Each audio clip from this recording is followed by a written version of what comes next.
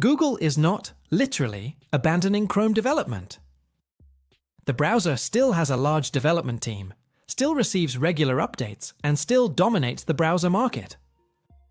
But the pattern of Google's recent public statements, internal reorganizations, and the specific features that have or have not been prioritized over the last year suggest that Chrome is no longer the strategic priority for Google that it used to be, and that the level of investment the browser will receive in coming years is likely to decline in ways that will affect users. The shift has been quiet. Google has not announced any change in its commitment to Chrome. But the evidence, when assembled, is consistent enough to support the claim that the strategic role of Chrome within Google has changed, and that the implications for Chrome users are meaningful. I want to walk you through the specific evidence, what it suggests about Google's internal thinking, what it means for Chrome users in practical terms, and what the reasonable responses are if you are a Chrome user who is paying attention to this dynamic. Let me start with the evidence, which is the foundation for the broader interpretation. The first piece of evidence is the pattern of Chrome updates over the last 2 years. Historically, Chrome has been a browser where new features, performance improvements, and architectural advances arrived at a steady pace. Over the last 2 years, the pace of meaningful new features has slowed. The recent updates have been dominated by security fixes, compatibility updates, and integration of AI features that reflect Google's broader corporate priorities. The features that would have been considered core browser innovation in earlier years, like improvements to developer tools, advances in tab management, or refinements to the core browsing experience, have been less prominent. The pace has not stopped. It has slowed. The second piece of evidence is the internal reorganizations at Google that have affected the Chrome team. Google has restructured its product groups multiple times over the last few years, and the Chrome team has been reorganized within each restructuring. The specific details are not public, but the public indicators suggest that Chrome is no longer a top-tier strategic priority within Google, in the way that it was when Chrome was actively displacing Internet Explorer and Firefox. The team that works on Chrome has been shuffled between reporting lines, merged with other product teams, and generally treated as one product among several, rather than as the flagship it used to be. The third piece of evidence is the allocation of Google's attention and resources to AI-related products over the last 2 years. Google has, visibly and substantially, shifted its attention to the competition with OpenAI, Anthropic, and other AI companies. The resources that have been deployed to Gemini, to Google's various AI initiatives, and to the AI integration across Google's product line are substantial. Those resources have come from somewhere, and the reasonable interpretation is that they have come partly from products that are no longer considered as strategically important as AI. Chrome, as a mature product with dominant market share, is a plausible source of reallocation. The fourth piece of evidence is the specific design choices Google has made for Chrome's recent direction. The Privacy Sandbox, which was supposed to replace third-party cookies in a privacy-preserving way, has had a troubled rollout. The features that were supposed to be ready by specific deadlines have been delayed multiple times. Some features have been redesigned or deprecated. The overall impression, from watching the project's public progress, is of a project that does not have the internal priority and resources it would need to succeed at the ambitious scope it originally announced. This is not a sign of abandonment, it is a sign that Chrome is no longer receiving the full force of Google's engineering attention. The fifth piece of evidence is the competitive dynamics that are shifting against Chrome.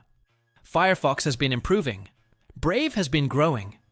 LibreWolf has emerged as a serious privacy-focused option. Safari has improved. Edge, though built on Chromium, has its own momentum within Microsoft's ecosystem. Chrome's market share, while still dominant, is no longer growing. The growth has plateaued, and the trajectory in some markets is slightly declining. For a product that used to grow share each year, the change is meaningful. The sixth piece of evidence is the regulatory pressure that Chrome faces. The antitrust proceedings against Google have specifically targeted Chrome as part of the search distribution monopoly.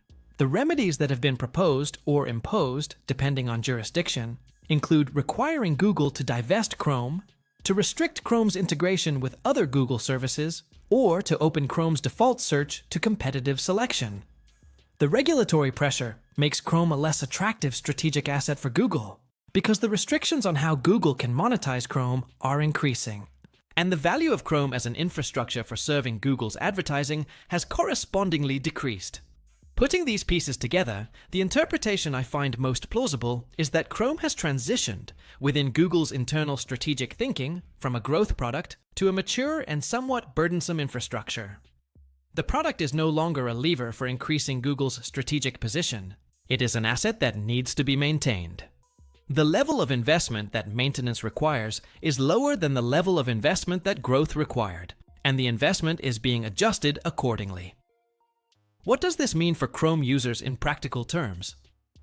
The first implication is that the pace of improvement in Chrome will be slower than it has been historically. Users should expect that the browser will continue to work, will continue to receive security updates, and will continue to receive compatibility updates for new web standards. Users should not expect that Chrome will continue to lead in innovation, or that major new capabilities will arrive with the frequency they used to. The second implication is that the alternatives will, over time, become more attractive by comparison. Firefox, which receives continuous investment from Mozilla and the volunteer community, will probably continue to add features that Chrome does not. Brave, which is positioning itself as a privacy-focused competitor, will continue to innovate in ways that Chrome will not follow. Safari, which Apple invests in continuously for integration with its ecosystem, will continue to improve. The competitive gap, which used to favor Chrome, is narrowing and may, in specific dimensions, invert. The third implication is that Google's ability to defend Chrome's market position is weakened. The combination of reduced strategic priority, regulatory pressure, and improving competition means that Chrome's dominance is more vulnerable than it has been in years. The specific path by which dominance could erode varies. Enterprise customers could shift to alternatives. Individual users could migrate for specific reasons. Regulatory interventions could force structural changes. Any of these could accelerate the shift. The fourth implication is that the web standards that Chrome has historically defined through its majority position are less tightly controlled by Google than they were. Chrome's dominance, for many years, has meant that Chrome's implementation of web standards was effectively the standard, regardless of what the specification said. As Chrome's position weakens, the ability of the broader web standards community to influence the direction of the web increases. This is a positive development for users, because a more balanced standards landscape tends to produce better outcomes than one dominated by a single vendor. The fifth implication is that users who have been on Chrome out of inertia have a specific opportunity to reassess. The commitments that tied users to Chrome, including extensions that did not work elsewhere, features that were Chrome exclusive, and habits built up over a decade of Chrome use, are weaker than they used to be. Extensions now work across Chromium-based browsers like Brave, and many work on Firefox with minimal adjustment. Features that were Chrome exclusives have been replicated in other browsers. The switching cost is lower than it was. For users who have been thinking about moving to a different browser, the moment when the cost is lowest and the benefit is highest is arguably now. The broader observation I want to make is that the browser market is in a period of transition. Chrome's dominance, which was established during a decade in which Google was an aggressive investor and innovator in the browser space, is unwinding because Google is no longer the same kind of investor in the browser space that it used to be. The product will continue to exist and to work. The product will continue to have users. But the trajectory that would have required Google to continue, to invest aggressively in order to maintain and grow Chrome's position, is not being followed. The trajectory Chrome is on is one of managed decline, where the share erodes gradually as alternatives improve and Chrome does not. This is, in aggregate, good for the web. A browser market with multiple serious competitors, each improving independently, produces better outcomes than a market dominated by one browser that sets the terms. The period of pluralism that is emerging in the browser market is the kind of pluralism that the web has needed for a decade and has not had.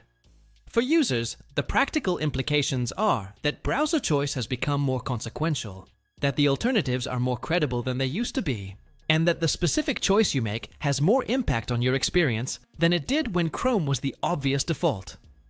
Whether you stay on Chrome or move to an alternative, the choice is worth making deliberately rather than by inertia. The period when Chrome was simply the default has ended, even if Google is not announcing the end. Subscribe for the next video, which covers the specific comparisons between Chrome, Firefox, Brave, and Safari on the dimensions that matter most for typical users, including performance, privacy, extension support, and developer tools. The comparison is more nuanced than any single article or video can capture, but the rough outlines are clear and worth understanding.